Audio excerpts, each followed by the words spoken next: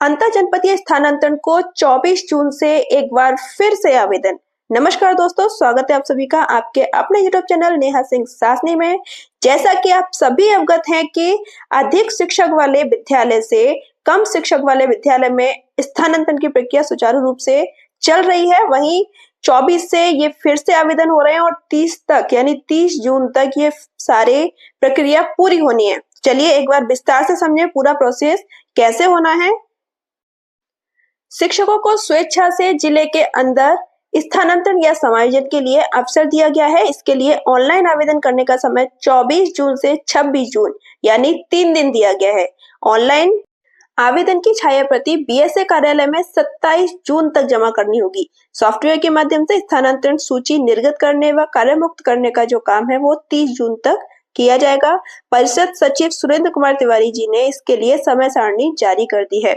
तो इसके लिए एक और नियम है कि अगर आपके विद्यालय में जैसे 4 शिक्षक हैं, ठीक है, और तो सबसे पहले जो स्थानांतरण के लिए मौका मिलेगा वो 2 वरिष्ठ शिक्षकों को मिलेगा, ठीक है।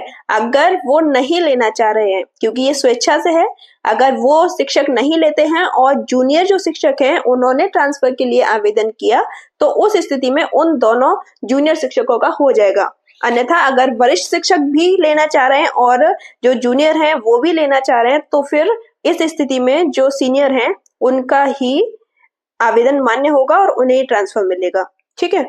स्वेच्छा से जिले के अंदर स्थानांतरण के लिए किए जाने की मांग कई वर्षों से चल रही थी।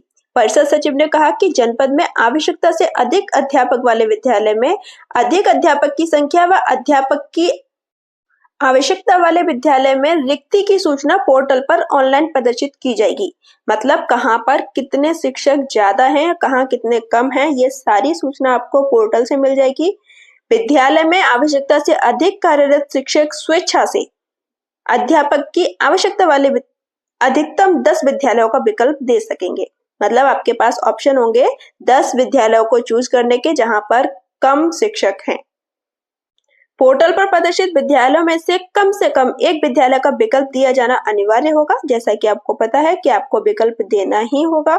विकल्प नहीं भरने वालों का आवेदन स्वतः निरस्त माना जाएगा। इसमें शिक्षक छात्र का अनुपात मानक के अनुरूप रहने तक स्थानांतरण किए जाएंगे। मतलब जब तक वो पूरा बैलेंस नहीं हो जाता, शिक्षक और छात्र का अनुपात जहां पर कम है ज्यादा है, तब तक ये स्थानांतरण होते रहेंगे।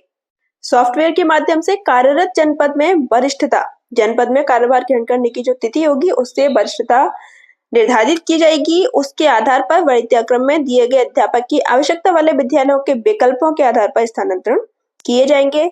तो अभी ये विकल्प यानी स्थानांतरण जो है वो और स्पीडली चलने वाले हैं। जैसा आपको पता होगा कि 50 से कम वाले विद्यालयों की सूची बहुत जल्दी जारी होने वाली है। उन सभी विद्यालयों का विलय होने जा रहा है ना, पास वाले विद्यालय में। तो स्थानांतरण तो और स्पीडली होने वाले हैं।